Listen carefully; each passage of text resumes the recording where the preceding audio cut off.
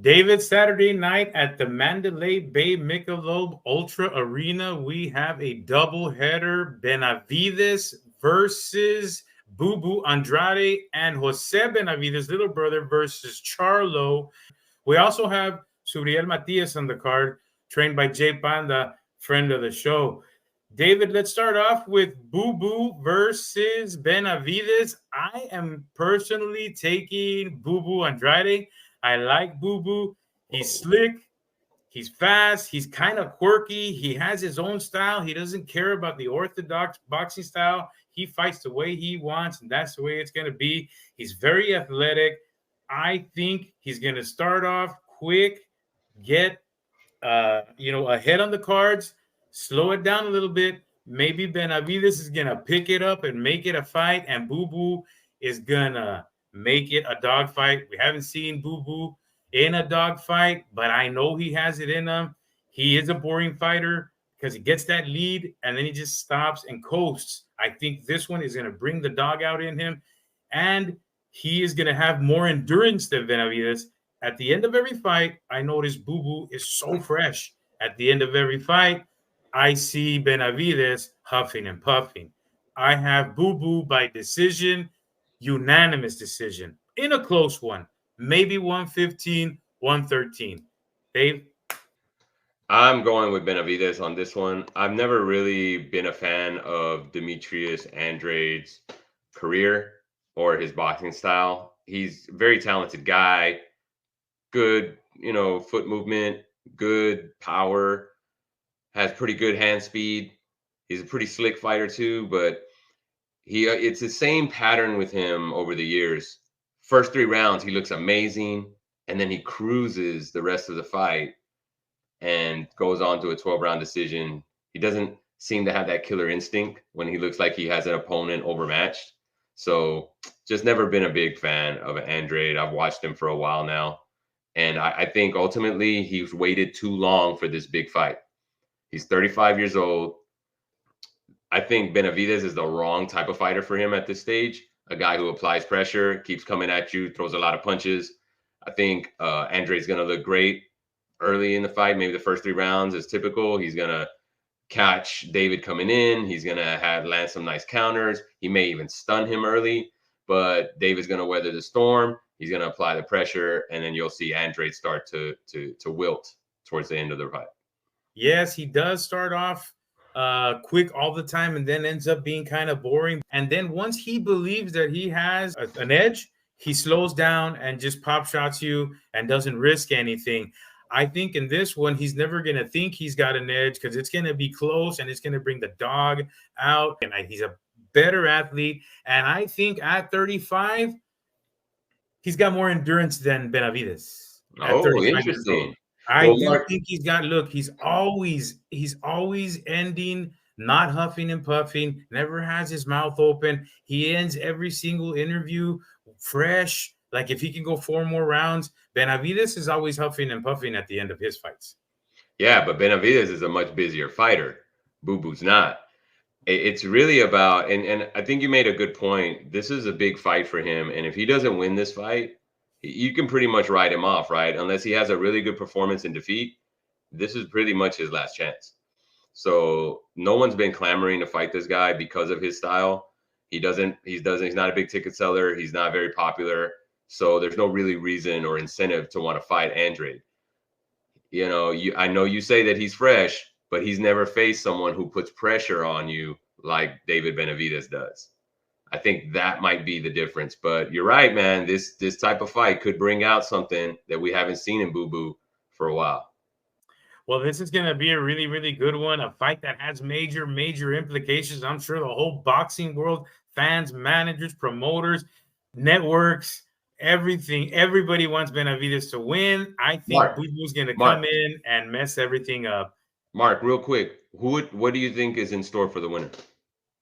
Well, if Benavidez wins, we're going to have a Canelo fight coming up pretty soon. If Boo Boo wins, I have no idea. That puts a monkey wrench in everything. He's 35 years old. I don't know if Canelo would ever want to fight that guy. So who knows? Hopefully Boo Boo comes in and messes everything up and we just have a bunch of people on YouTube guessing what's going to happen, right? That's what's fun, watching all the cheesemen. Anyway, We got Jose Benavidez fighting Charlo from H-Town. You know who I'm going with? Charlo from Texas. Texas is going to keep it going. We have Charlo on a long layoff, a ridiculously long layoff due to mental issues, possibly alcohol, possibly drugs. Who knows? He's been spending a lot of time with Roy Jones to get his mind right. I think Roy Jones got him right. And the fact that he is a 160-pound fighter and been there for a very long time, holding the WBC belt, the one that everybody fancies. And Jose Benavidez is naturally 140, 147, starring on Creed with his homeboy Stitch Duran, being Hollywood and all that. I don't think he's got it. He was the one that should have gotten it earlier, the Benavidez guy. He got there. He didn't take it. 160, he's there again, but it's too much to take and too little too late. Charlo takes it, H-Town, Texas. Going out on a limb there, eh, Mark? Picking a favorite Charlo. Yeah, this fight, it's really kind of just a space saver. I'm surprised that it's a co-main event. I wouldn't put it there. The Green star in it. Yeah, but I mean that, dude. We both talked about that movie. We thought it sucked. Look, Benavidez, he's a big guy, so he's gonna wear 160 pretty well. He's not a real middleweight though. Although he's been claiming, Mark, that making weight, even 154 was hard for him. So he says he feels better and stronger at middleweight. I think this is a good fight for someone who hasn't fought in over 2.5 years. To fight someone like Jose Benavidez, I think we're in for a pretty entertaining fight. I got to go with Charlo too. Like you said, he's at 160 for a lot longer than Benavidez has been. But I expect Benavidez to test him, and we'll get to see if Charlo still has anything left after his long layoff. And you're taking Charlo as well? You got to go with Charlo, I would think. But I mean, you know what, man? Layoffs like that are hard to come back from. It's not a huge challenge taking on Benavidez at 163 pounds. So we'll see. I'm thinking it's going to be a pretty good fight. They've been doing a lot of shit talking before the fight. So I think if you just look at how Benavidez fought Crawford, that was a pretty good fight in itself. And those guys they were barking at each other a lot prior to, the lead up to the fight. So I expect this one to be something similar. David, also on the card, friend of the show, Jake Panda, has his fighter, Subriel Matias, man. This is the fight I'm really looking forward to the most of the whole card. I've been watching Subriel Matias for a long time, man. Guy out of Puerto Rico, trained by Jake Panda, Mexican trainer. That always piqued my interest. I remember he would come out to banda music, and I was like, "What's going on here, man? I missed the memo here." But then I learned his trainer was Jay Panda, and if you think about it, he does have the Mexican mentality of the aggressive, come forward fighter. But what he really brings to the table is two-fisted power. This guy is a monster with the fists, and Matias is one of a handful of guys that have won all their fights by knockout. And the guy that Subriel Matias is fighting, his name is Shojohon Ergashev. This guy's a power puncher too. And he's 23-0 with 20 knockouts. I've seen some clips of him, not full fights. The guy has power. He has a really nasty left uppercut that he throws to the body a lot, and he lands a lot. He's not fighting any world beaters on his resume, but he can punch, and you can see that. So this fight right here, if you want to see a knockout, it's probably gonna happen in this fight. For sure, somebody's getting knocked down. That's the mentality that Matias has. Ergashev is also a very aggressive fighter. I'm really looking forward to this fight. I think it's going to be the fight of the night.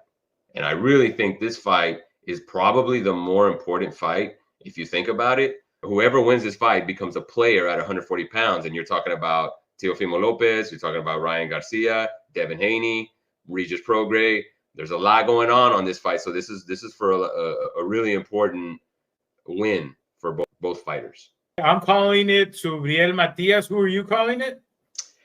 I don't know, man. I mean, I don't know. I think Subriel has fought the better competition, and he's been in wars. So Ergashev hasn't fought someone that's tested him. like Matias has.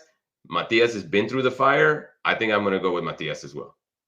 I am also going with Subriel Matias. Good luck to Jay Banda, friend of the show. I know him from my cousins in NorCal, San Jose, California. Shout out to my cousins for helping us out with that interview. Thank you for joining us this week. Remember to give us that 3-punch combo, like, subscribe, and comment. Please subscribe. Help us out. We're almost at 500. We're at 320 subscribers. Tell your friends, tell your mamas, tell your boxing trainers, all your boxing friends, all your boxing camaradas. Thank you, guys. We'll see you next week. Hey, guys, if we get to 500, Mark's going to flash. He's going to flash the camera. A huevo. Yeah, You guys want it. You guys want it. So get to that 500 so you can see. All right.